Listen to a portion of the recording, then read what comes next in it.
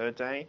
And today, before we start with the last topics, which are the access control and application delivery topics, we will finish the securing web application section regarding application denial of service attack protection.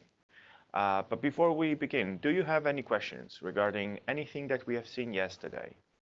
I know that yesterday was a very, let's say, hard day because there were a lot of topics, a lot of things to learn. So any questions, anything regarding the labs? Was everything okay? By the way, today we're going to have our last lab. Okay, so you still have more time to do lab exercises.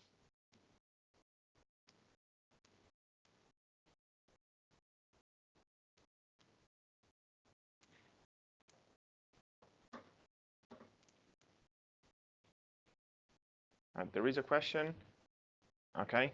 Well, I will answer this question for everyone. The labs will be shut down today at around 6 p.m. Vienna time, and then they will be destroyed. Okay, so there is no way to access the labs.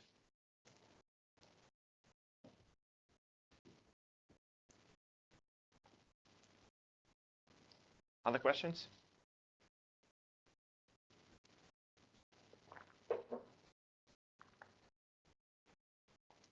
All right.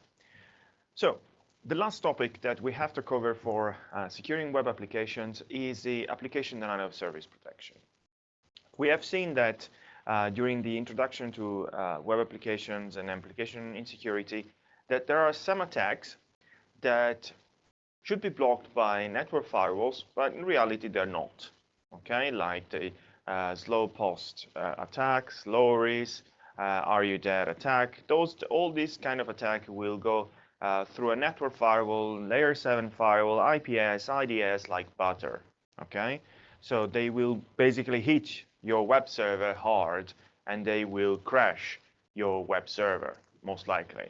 Okay, now some of these attacks require the attacker to have a distributed network, like a botnet, in order to do the attack. Other attacks, you just need a workstation. It could be a Windows PC, a Linux box, a Mac, doesn't matter. You just need a workstation, and then you launch the attack. With just one workstation, you can kill a web server. Now, with the WAF, we can prevent these kind of attacks, and we have a couple of things that we can configure. We can filter the traffic that is going to our services. So this is like a layer 3 filter based on IP addresses. We can create denial of service policies to prevent denial of service attacks. And we also have a specific section for the slow client attack prevention. This is one of the hardest attack to mitigate. Okay, slow client attacks are when they are started, you have just to pray that they will not kill your infrastructure. Okay, the WAF has some kind of mechanisms that they will somehow block the attacks, and then we will see what we can do with this kind of policies. Now, the first thing that we can do is the filtering of connections. All right, so you can, for example, say that my web application should only be reachable from people that live, for example, in Brazil, okay, or in Austria, in Germany, in France. Okay, so you are going to restrict the pool of IP addresses that can access our web application. Now, the WAF knows all the public IP addresses of the world with their geolocation. How? We have a geo IP database in the WAF, which is updated regularly with the Energize updates. Okay, so we know that a connection is coming from China, a connection is coming from the US, from Russia, and so on. Okay, so you can create some access lists based on countries. And you can say, I want to allow traffic from this country. I don't want to allow traffic from these other countries. You can also use the Barracuda reputation list, which is a list that is maintained by us, and it's used by multiple products, multiple Barracuda products. And this list contains IP addresses that are known to deliver, for example, malwares, viruses, and so on. So you can activate this list, and you can be sure that if anyone will try to connect from these IP addresses, they will be blocked. Also, we can block Tor nodes. Okay, these are the exit nodes. So we can, if a connection is coming from an exit node, then we can decide, no, I want to block it. We can also block anonymous proxies, just in case somebody wants to circumvent our geopool. Okay, we have a list again of proxies that can be blocked, and also we can block satellite providers. Okay, for some reasons, these are also used to generate some kind of attacks. All right. This is for filtering, but what about for denial of services attack? For denial of services attack, the WAF is, let's say, a little bit intelligent. Okay, when the traffic is analyzed by the WAF can evaluate the client. Okay, so it will look at the traffic, and if there is something suspicious, and there is an algorithm behind this that will trigger this suspect in the WAF, the WAF will basically inject a JavaScript in the response. Pretty much what we do with web scraping. Okay, the same concept.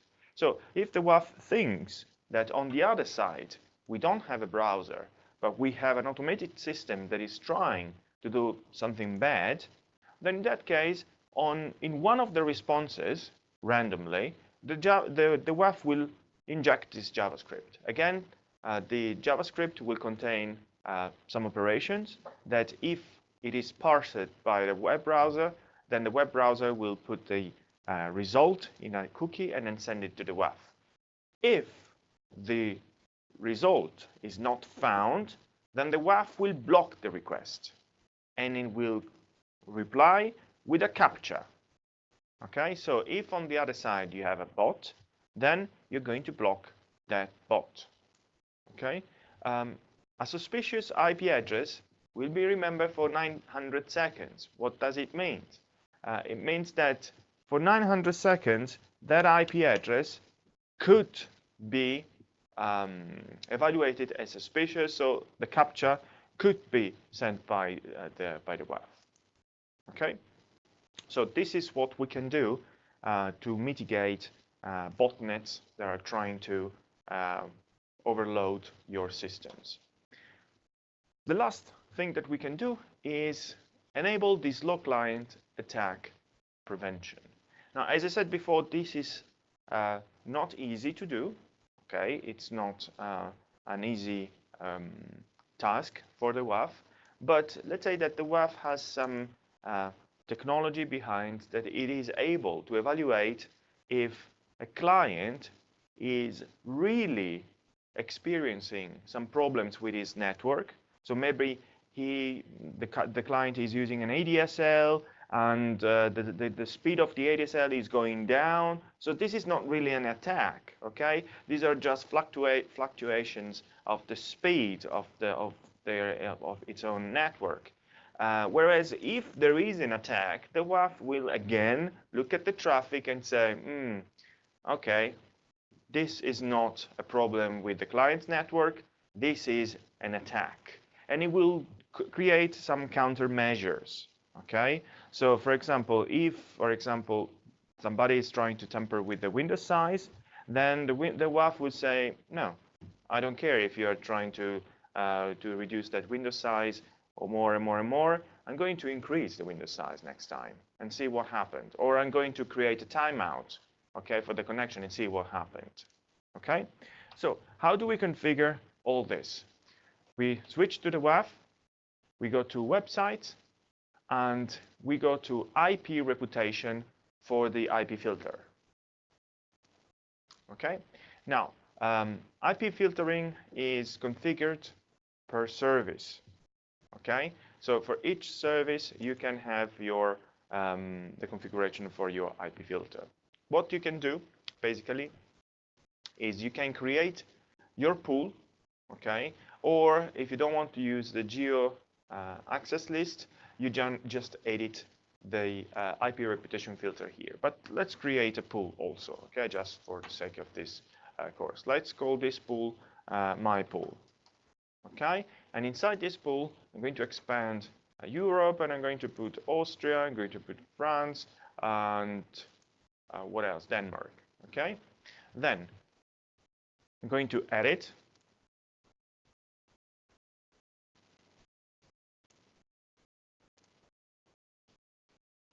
And now I have my pool here with the country codes, okay? IT, DK, and FR.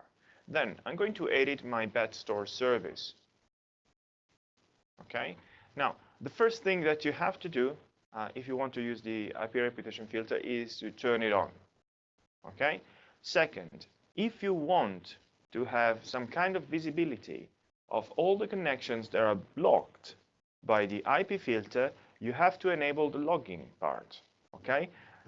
IP filter, as I said before, works at layer 3, all right? So since we have a layer 3 for firewall in the WAF, the blocked connections are logged in the advanced network firewall logs, okay? This is like if you create an access list with your network groups, okay? Same thing. But in this case, you don't put the source IP address, you put countries. Then you can say that, for example, you want to block all the countries that you have in my pool. So you want to block Austria, Denmark, and France. So all connections from these countries will be blocked. Next, if you want to use the Barracuda reputation block list, you say block here. So any IP address that will be found in this database will be blocked. Tor nodes, you can block this. Anonymous proxies and satellite providers, okay? Now, if you want, you can also allow specifically some networks or block some networks, okay? So if you see that you're receiving connections from specific networks or specific IP addresses, and you really don't want to create a geopool for this, but you want to block only these connections because they continue to bombard your systems with attacks, just create here an exception in the block networks. That's it, okay? And this will be filtered at layer 3. So we don't waste resources of the WAF, and also we block it at the beginning. Okay? We don't even allow to complete a connection. Once the IP filter is active, it will start immediately to block, okay? Now, you can also use the IP address lookup. So if you have an IP address, you can basically see from where it came from, okay? Let's switch to the public WAF because there is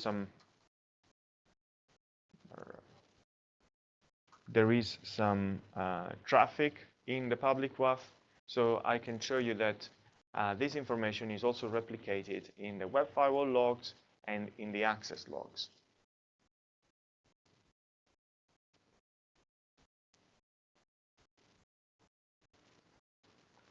So web firewall logs.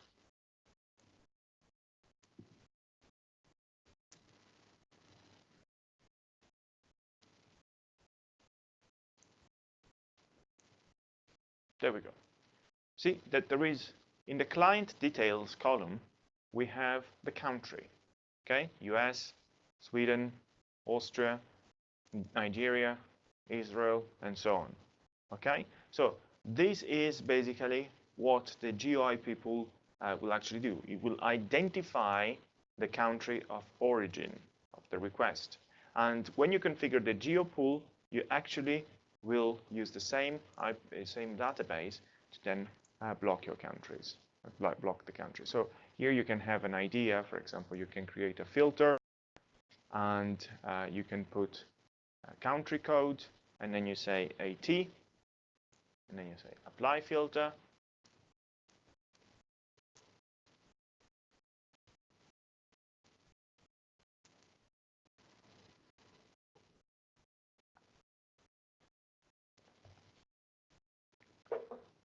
So these are all the attacks that were basically generated from Austria. Okay, same IP address. This is our IP address. Okay, basically. All right. For the application DDoS policies, we have to go to websites, DDoS prevention,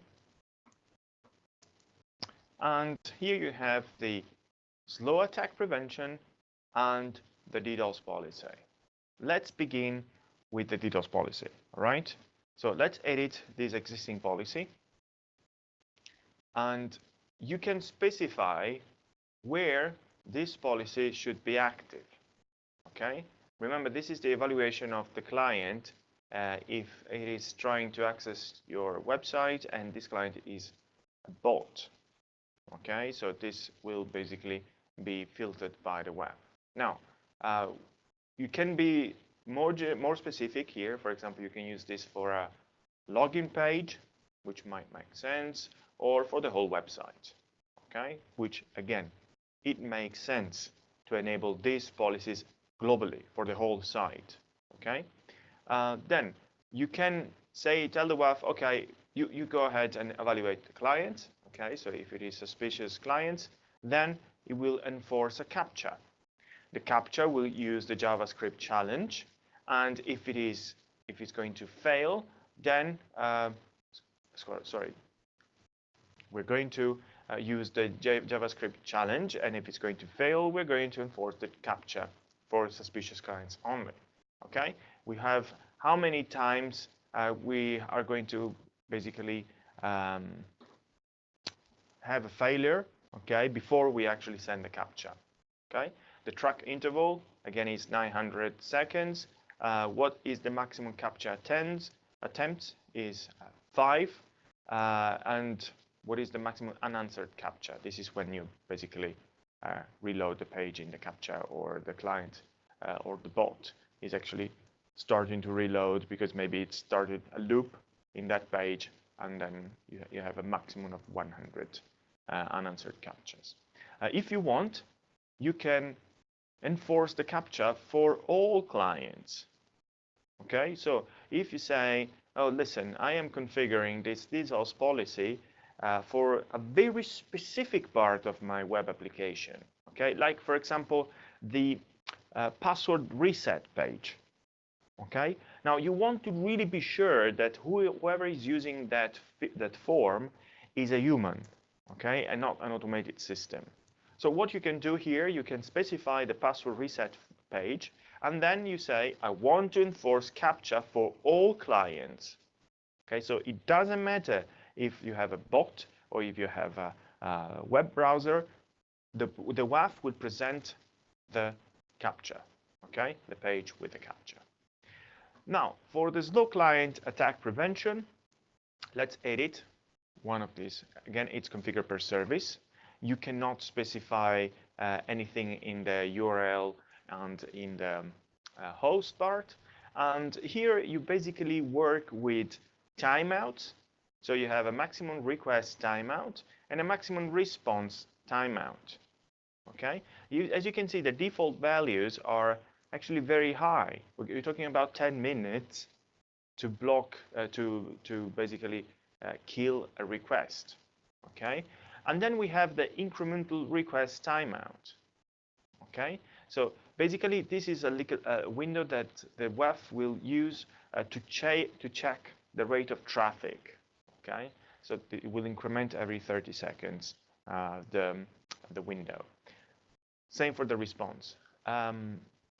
You can also specify a data transfer rate. Okay, so this is the minimum amount of data that can be transferred, and the WAF will not complain. If you're starting to transfer data at 9 kilobytes, 8, 5, 4, the WAF will terminate that request or response. Okay, so I know that this might be not very elegant to do, especially because if you think about mobile devices or clients that live in places where the broadband connection is not very reliable, this might generate problems. Okay, so you have to think what you're doing when you're configuring this load client attack prevention. Okay, it might generate some problems. You can also create a whitelist of exempted clients. So these IP addresses will not be controlled by this low client attack prevention. Okay, so that's it for the securing web applications section. Do you have any questions regarding anything that we've seen so far or yesterday, or shall we continue?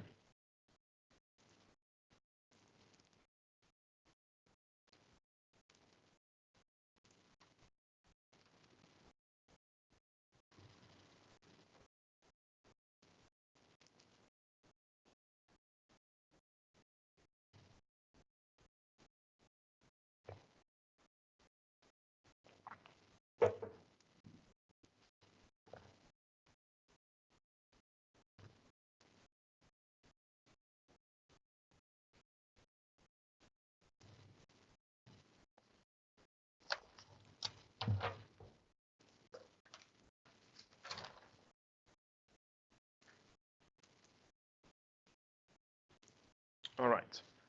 If you don't have any questions before we start with the new module, with the access control, I will give you some answers, okay, of questions that you have actually asked in the previous days.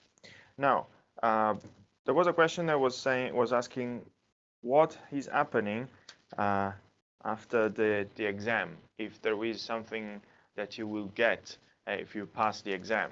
Yes, if you pass the BTW 300, you are going to receive a free license for a Barracuda WAF that is a virtual, I don't remember if it is 460 or 660, okay, for 1 year. So you can basically install this WAF, whatever you want, and then it's going to be valid for 1 year. Now, there was another question regarding Vulnerability Manager from the Barracuda website. Unfortunately, I couldn't test it because my IT team disabled the DNS record for my internal domain, so I couldn't actually point to my bet store from there. Okay, but I will test this in the future. I will test this not next week, but the week after, and I will let you know, okay, if what is going to happen when you go through the website or directly from the Barracuda control server. There was another question if there is the requirement to use WAF in other regulations. The only one that I could find was the HIPAA. Okay, so we have PCI DSS and the HIPAA regulations. Okay, I couldn't find any other regulations that are basically require a WAF explicitly. I will ask the product management team if they know more, and then if I know more, I will actually send you an email with an update regarding this. Okay, so these were the questions that I noted in the previous days that were not answered. So what we're going to do now is we're going to start the access control module. We're going to finish it, and then we're going to do the access control lab, okay, which is our last lab. I will give you a little bit more of time in that lab in case you have to finish yesterday's labs exercises, okay? So access control is actually very easy to configure, very straightforward, not complicated stuff, all right? So if you want, you can use the web application firewall to authenticate your users. We can have different types of authentication. You can use a single authentication server authentication, dual authentication, multi-domain LDAP authentication, and you can also use the federated authentication with the SALM protocol.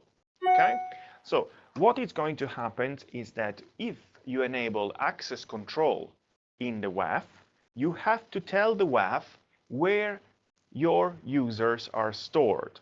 Okay, so you have to configure a user database into the WAF.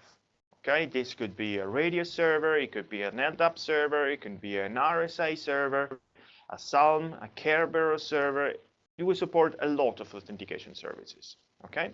Now, what is going to happen is that when the WAF knows that he has to authenticate users, because you tell him to, you configure the WAF saying, please authenticate my users, this part of the web application, the WAF can either generate an HTML page with two simple fields, username and password. Okay, so then the WAF will wait for the user to actually provide with username and password. Then, when the user will submit this information, the WAF will communicate with the authentication server and will check username and password and say, hey, are these credentials okay? If the credentials are not okay, then the WAF will say, sorry. If the credentials are okay, then the WAF will open the connection to your web servers, to your web application. Okay? So it is very important to understand that if the credentials are not okay, this connection will never be opened. Okay? So everything stops at the WAF. Now, in order to configure access control, you have to have an authentication server, as we said before. The WAF has to know where these users are. And we also can use an internal database, just if you want to. If you have a couple of users, then you can configure them inside there. You have to tell the WAF for which service the authentication service is used. You might have different services, and then you say, this authentication service is an LLDAP server. I'm going to use it for that store. Then I have another radio server. I'm going to use it for another service. Okay. So this is the authentication part, okay, where the service will actually talk with the authentication server. Then we have the authorization part. Is the user really allowed to access this web application? Yes, no, it depends on the authorization policy. Okay, so even if the user would provide with valid credentials, it might not have enough permissions to access that part of the web application. Okay, so essentially, configuring access control is a three-step process: authentication server, binding the authentication server to the service, creating an authentication policy. That's it. Very straightforward, very easy to configure. Now, the WAF can also use the basic authentication as a type of authentication. And in that case, instead of creating an HTML page, the WAF will use actually the basic authentication header. The browser will create a pop-up window saying username and password. Okay, and then okay, basically. Or you can, with version 8.1, you can also use active sync, okay, for these devices here, for mobile devices. So basically, the connection is going to be proxied using the active sync protocol. Now, it is possible to configure in the WAF dual authentication. Now, dual authentication works in a way that you are checking the users for their credentials, but you want an additional layer of security that that user really is who he says it is. Okay, so you want to have a secondary authentication method that would say, okay, I am going to ask for an SMS code. I'm going to ask for any other things that you can integrate with, for example, one-time passwords. Okay, I'm going to integrate it with the RSA secure ID keys. Okay, so something that will really prove that that username is used by that user. Okay, it is possible to create a dual authentication system with the WAF, but there is one requirement. You must have an LDAP server as a primary authentication service. So you have to have an LDAP server that will check username and password first, and then as a secondary authentication service, you can have a radio service or an RSA service. Okay? You cannot have a radio service as a primary authentication service and then an LDAP or again another radio service. Okay? It's not possible. It will not work. All right? Now, the last thing that we will say for access control is the multi-domain authentication. Now, multi-domain authentication will allow multiple users to access a service, a web application, even if they belong to different domains. Okay? So, for example, you can have two different domains that are yourcompany.com and yourcompany.int. Okay?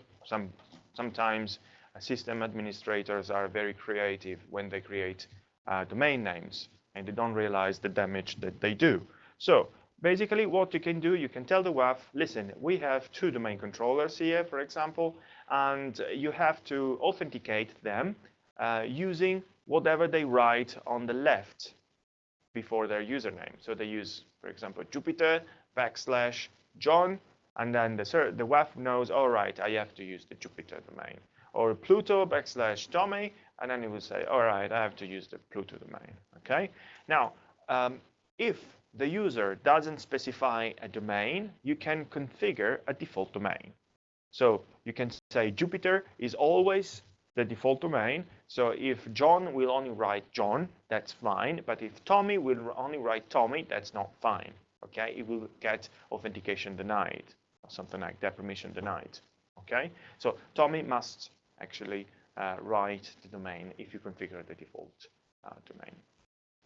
In reality, there is another type of authentication service, but this is not part of this course, because you really need to understand how federated authentication works. And again, we don't have time in the W300 to explain all the features that we can integrate with the WAF. So we are going to create, again, another webinar that is going to be called BTW664, which is specifically designed for SALM authentication. Now, if you never heard about SALM authentication, this is basically a protocol that you can use to authenticate your users in your web application using another web application. For example, let me open a website. Okay, here, and we go, Quora.com. Okay, very nice website that will allow you to ask questions and also write answer. Now, as you can see here, you can log in. If you have a username and a password, you can log in into this web application by registering with this web application. Or you can log in with Google. So you can log in with your Google account, or you can log in with your Facebook account. So what is going to happen is that if I say continue with Google, look at that. This is the Google authentication page. Remember the one that we have seen yesterday? And this is basically a service login. Okay, I'm not going to analyze everything, but look at that. This is a policy for Quora.com. So essentially, when we are logged in with our Google credentials, Google will then say to Quora, hey, listen up, I have authenticated this user. He can go ahead. Okay? So this is called federated authentication. You have not just one authentication system, but you rely to external authentication systems. In the future, you will see this more and more. For example, there are some countries that are implementing this for their citizens. So it is the state that will authenticate the citizens for example, services like tax returns or for health insurances and so on. So the state will actually hold the information about the citizens, and they don't have to give this information to the other departments. Okay, so you only have one central database where you have all your users, and then the other departments will just say, hey, please, could you just authenticate this user for me? And then it will do it. Okay, so this is federated authentication. Now, there are different protocols that you can use. You can use SAM, you can use OpenID. At the moment, we only support SAM, okay? Why? Because of Azure, okay? There is a long story behind Azure. Azure is using SAM with their Active Directory in the cloud. So that's why this is the first protocol that we have implemented in the WAF. Okay, so let's see how we can configure access control. All right, so let's grab our web application firewall and let's go to access control authentication services. Okay, now these are all the authentication services that we support. All right, LDAP, Radius, RSA, SAM, Kerberos. For the sake of this example, I will configure an LDAP service. Okay, so the real name of this LDAP server is used to identify the server. Okay, important. It must be everything in lowercase. Okay, so you can say, for example, CUDA U. Okay, LDAP. Then you have to specify the server IP. I'm actually going to use the same server IP that you have in your topology diagram, okay? And this is, by the way, what you're going to do also in the lab. So we have here an LDAP server, which is also a DNS server. So as an IP address, I'm going to use 10.128.5. So 10.128.5. Then domain alias, honestly, I don't care. Do I use LDAP S? No. I just use plain LDAP. What's the bind username? Again, it's written in the topology diagram, which is ldap_user@qdau.org.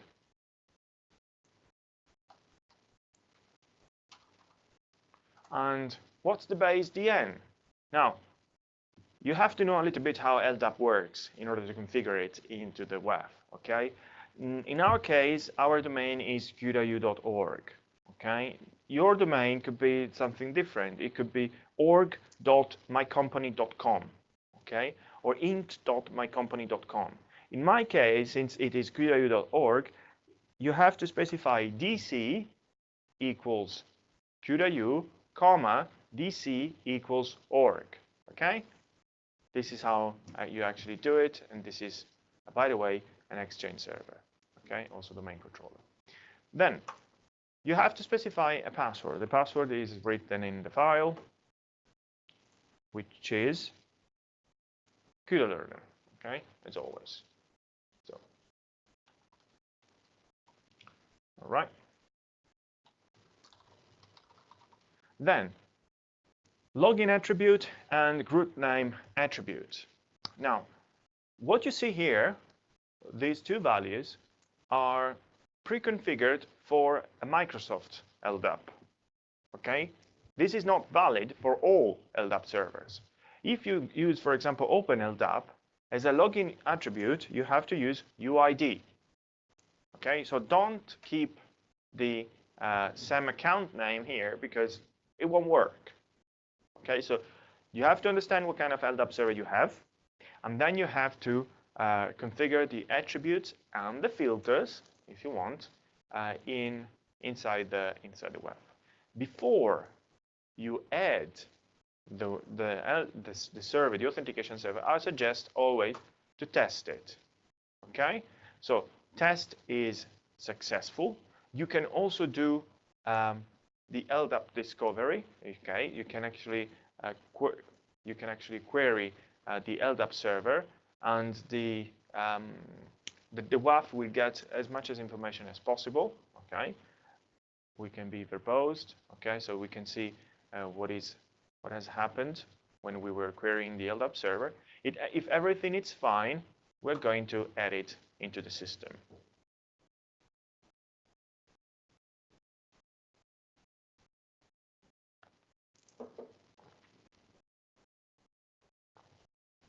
Right? So let's scroll down. At the bottom of this page, you will have the existing authentication services. Okay? Now, it doesn't matter if you configure multiple LDAP servers, multiple radius servers, multiple RSA servers. What you do here is just configuring the authentication service into the WAF.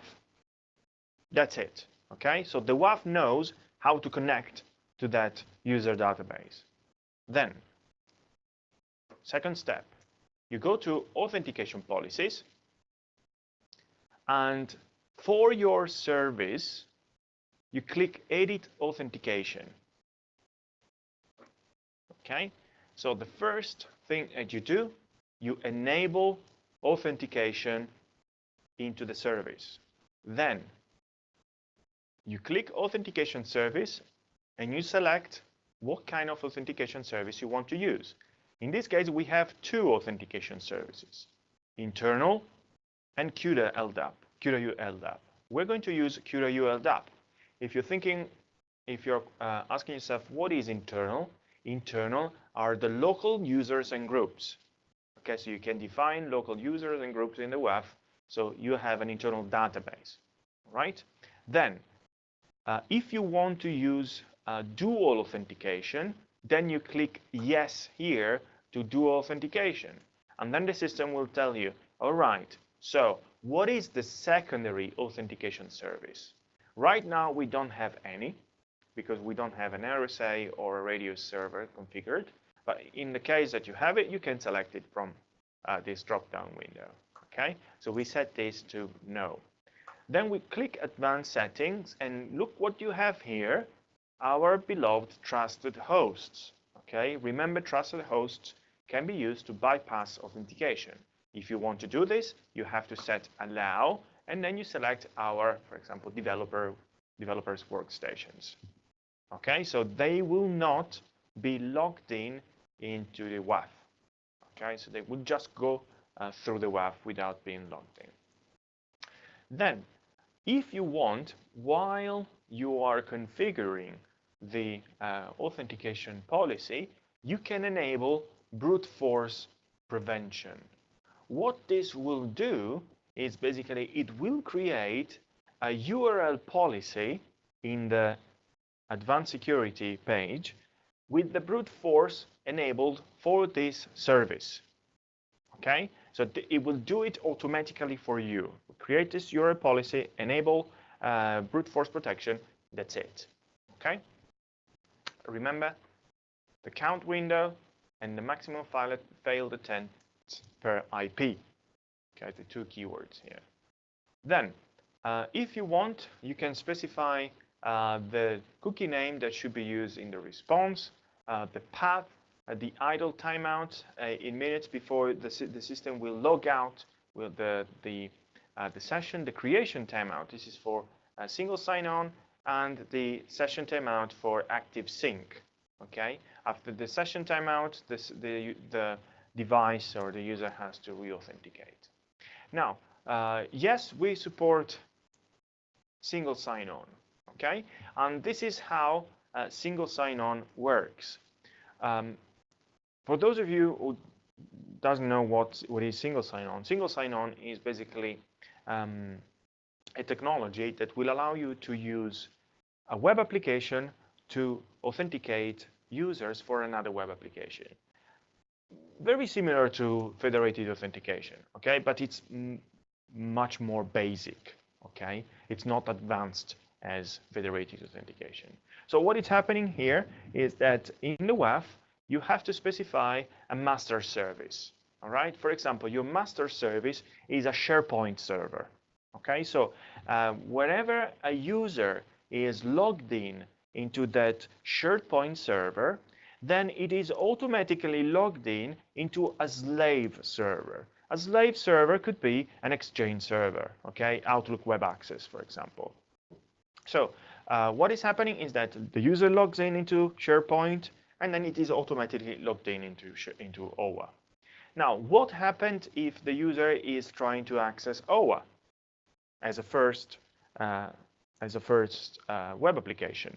Well, in that case, the WAF will say, wait a moment, let's switch to SharePoint, to the SharePoint authentication page. Then the user will authenticate to SharePoint, and then again it will be transferred to the Outlook web application.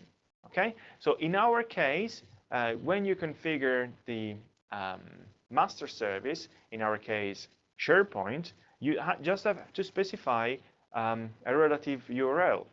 Okay, so for example, /login.asp. Okay, if this is a service, a web service that contains the master service. If this is a slave service, then you set this to no, and then in the master service URL, you have to specify HTTP. Okay, then you set sharepoint.myorg.com/login.php. Sorry, ISP. Okay, so this is basically telling the WAF, hey, listen, this service is not the master service, it's a slave, but if you want to authenticate this guy, you have to go to this service there. Okay, so in that case, this will basically do the trick. So you can use one web app to authenticate your users. Now, if you want, you can change the access control pages. Okay, like we can do for the errors. 1 second. I have to change the size. Oh, yeah. We have the login page. I will show you the login page while I try to log in my bed store. And then we have the logout page. Okay. We also can change different others pages. Okay. We can have the successful login page, the failed page, the denied page, the password expired page. Maybe it's a password. It's a page that will tell you to, for example, recreate a password, do a password reset, and so on. Okay. So this is, for example, if you use an LDAP server. Let me quickly go to our online WAF, and I will show you something.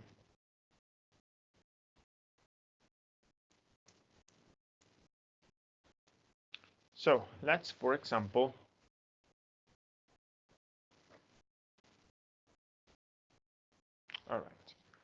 edit this service. As you can see, this is a dual authentication service. Okay, so we have an LDAP server configured, and then as a secondary authentication server, we have RSA. Okay, so in this case, the users will have to use, for example, the RSA key in order to use the to access the web application. Okay, so this is how you actually configure it. Let's go back to our WAF. Let's actually turn on authentication.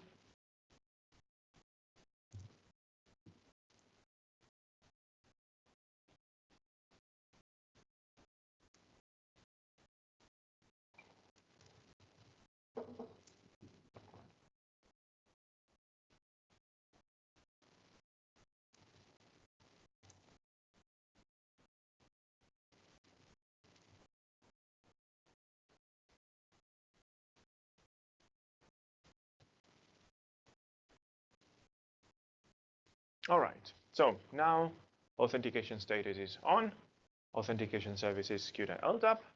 Last step, create an authorization policy. The authorization policy will basically do two things. First, it will tell the WAF when users should be authenticated. Okay, how? By using the host and URL match and the extended match. Okay, so you can define granularly what is the point that from where that the WAF will say no, past this point the user has to be authenticated. Okay, so in this case we're going to specify a policy name, and we call it, for example, auth 0, and we turn it on. We specify the URL match. In this case, we're going to turn it on for the index page, okay, just for the whole website, index.html, okay, and the host match will be WAF service 00.qdiu.org. Okay, we don't use extended match, and we're going to use the HTML form. Okay, so remember we support 3 types of authentication: forms, basic authentication, and active sync. Now, this will tell the WAF when to trigger the authentication. Let's save the policy, because that's not the end of the configuration of the policy. Once the policy is saved in the system, we're going to edit the policy and we can change more settings. Okay, so we can tell the system, do we allow any authenticated users in this authorization policy? You can say yes here. So as long as I have a valid username and password, then I can log in into this web application, or you can say no. Okay, and then here you say what are the allowed groups. For example, let's say that this is the access to the administration portal of your web application. What are the allowed groups? Maybe you have web devs. Okay, then you have admins. Then you have, I don't know, net admins. Okay, so here you specify all the groups that are actually allowed if you don't say yes here. You can also specify what is the URL when the authentication is not performed. I mean, it can happen that you bookmark a page of your web application, then to recall the same page, you can go through the bookmark. The WAF will automatically say, sorry, no way, you're not authenticated.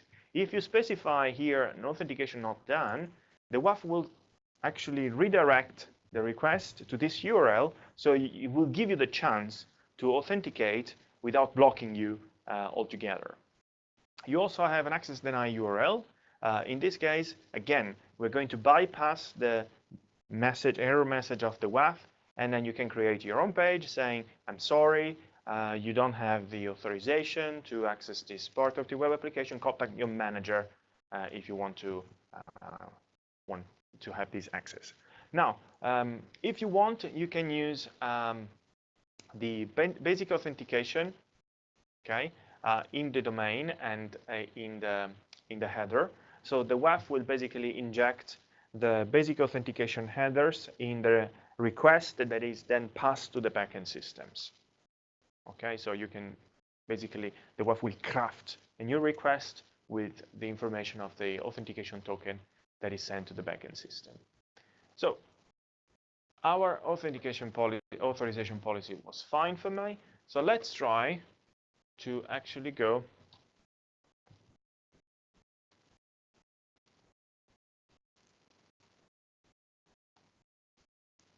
all right, there we go. This is the login page of the WAF, okay, the default one. Yes, it can be customized, and yes, you can create your own authentication page, okay? Now, in order to log in, I will need to have a valid username and password. If I try something that does not exist, now the WAF is checking this with the LDAP server and saying sorry. And in this case, we didn't open any connections to our web application. But if I specify a valid username, hopefully our LDAP server works, and we will be able to see the BetStore website. Okay, so right now I am actually logged in. Okay, so if we analyze our cookies, okay, we will see that we have our SSOID. This is configured, created by the BetStore. Then we have a BNES SSOID. This is the signature for our cookie. Remember, this is cookie security.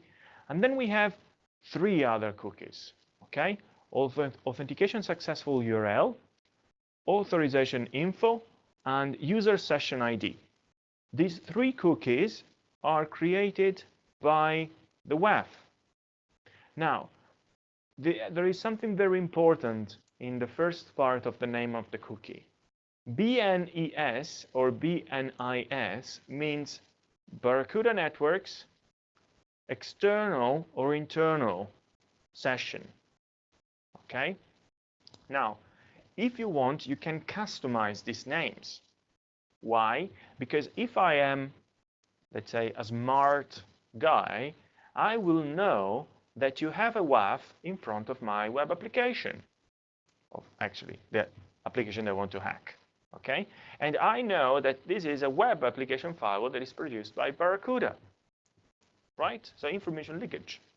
But hey, that's the default configuration of the WAF. Okay? We should put something there to distinguish between something that is external, so it's a signature of an external cookie, or something that is created internally.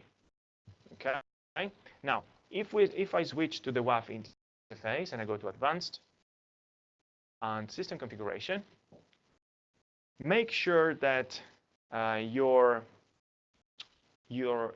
advanced settings are set to yes. Okay, otherwise you won't see this. And basically, these are the prefixes. Okay, BNE, BNS for secure cookie, BNI, BNIS, and basically then you have the authorization successor URL. Okay, in case you have access control. So this is where you actually change all these parameters in case you want to do some kind of obfuscation for this empty case. All right, so this is how you actually use access control. If we take a look at the logs of the WAF, okay, you will find that, let me open this. Okay. Actually, let me see the time, 7:59. That's our first request. Okay. And this is our, yeah, here it is. So this is basically when I typed in the wrong username. Okay. So I basically said this is the login that I wanted to try to use, and this was the wrong username. And look what the WAF will actually reply to my request. Okay, this is my request to index.html. The WAF replied with a 302 temporary redirect to nclogin.submit. That is the login processor of the WAF. Okay, now you see here we have all the information about the WAF. We have the information about the referrer. Okay, and then we have these are the cookies that were generated by the bad store, since we were logged in with a bad store account. Okay, now what do you think I will find in the audit logs?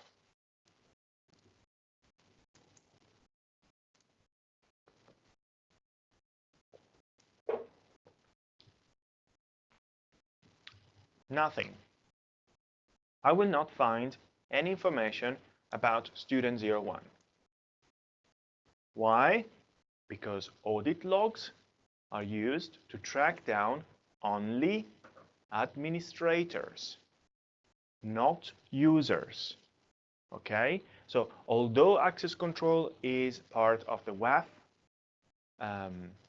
modules, you don't have a log that tracks down whenever a user is logged in, whatever he has logged out, whatever he has done to your web application.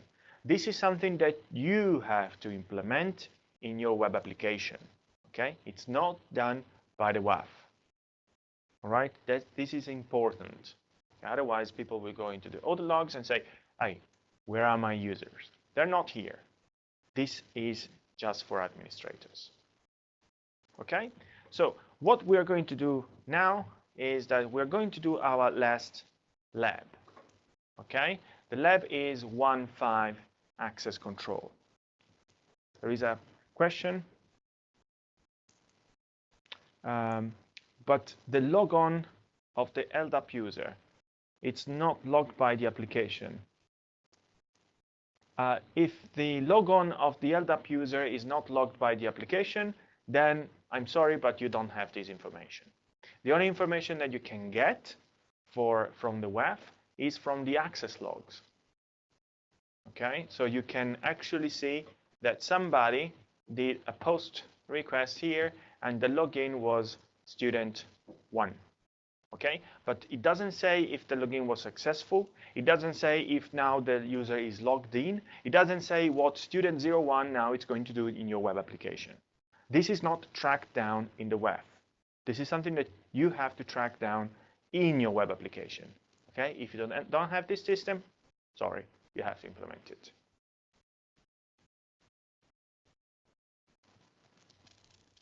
There is another question. But if the logon from the WAF in the pre-authentication fails, the application will not see it. That is correct.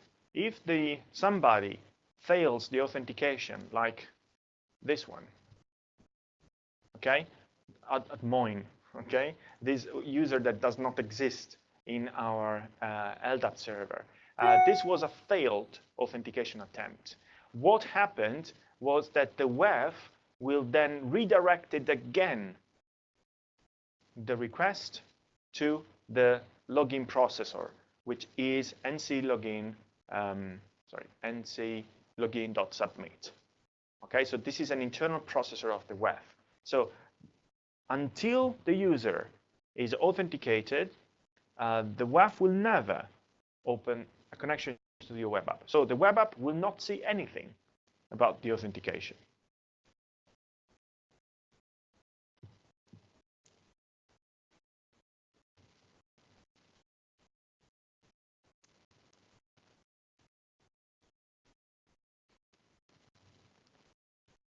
Do you have other questions?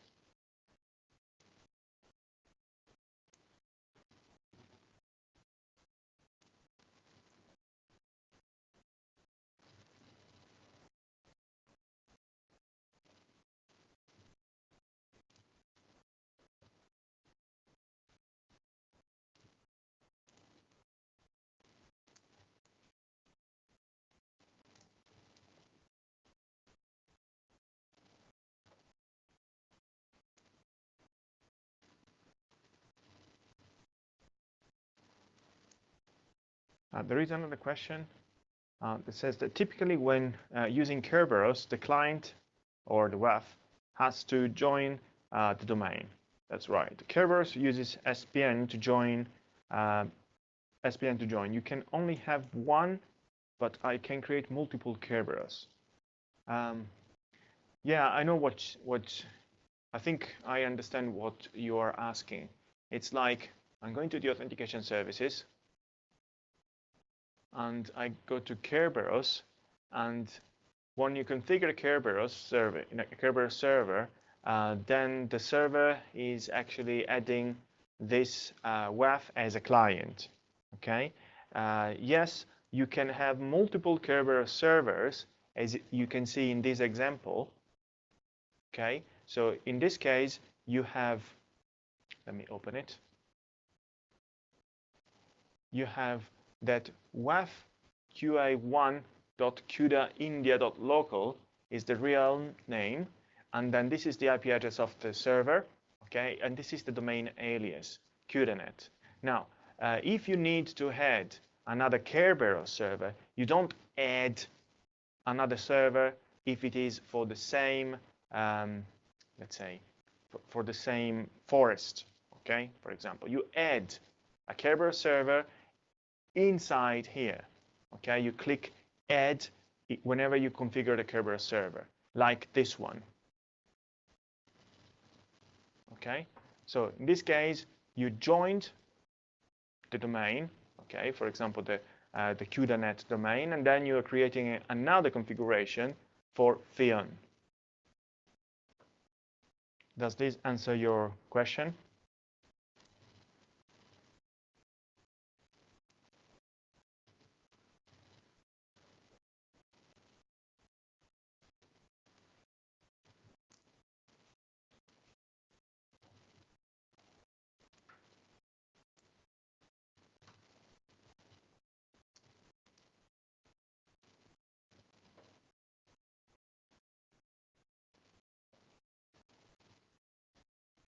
Okay.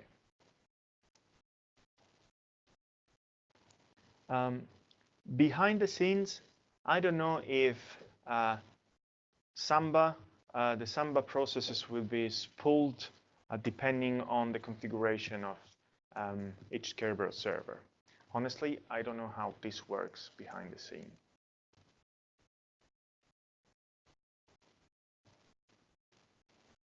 But I know that it works because that's also used for multi-domain. So it has to work. Yeah, you can, if you want, you can check with the PMs or with engineering. They will tell you an answer for this. It's very specific questions. There is another question. Local authentication is not supported in the Barracuda WAF. Yes, local authentication is supported. You just have to go talk to local users and groups. And basically, you add your groups, okay? And then you add your users, and then you put the user in a specific group. When you then configure your authentication service, you go to authentication policies, edit authentication. You here select internal, and that's it. This will use the configured users.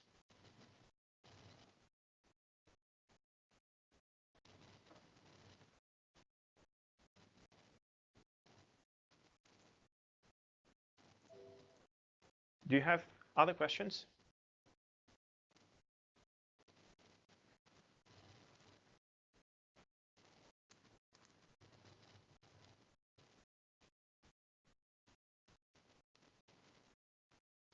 So, trying to find in the meantime something for demo 1.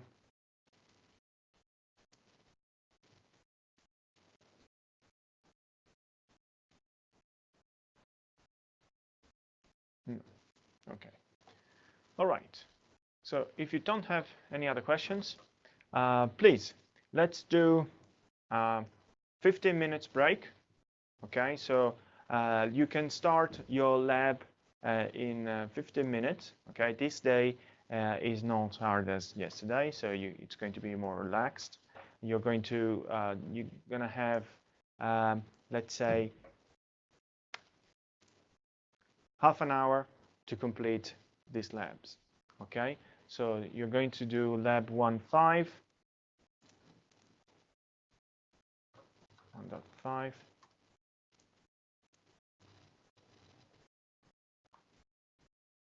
You have half an hour to complete this lab.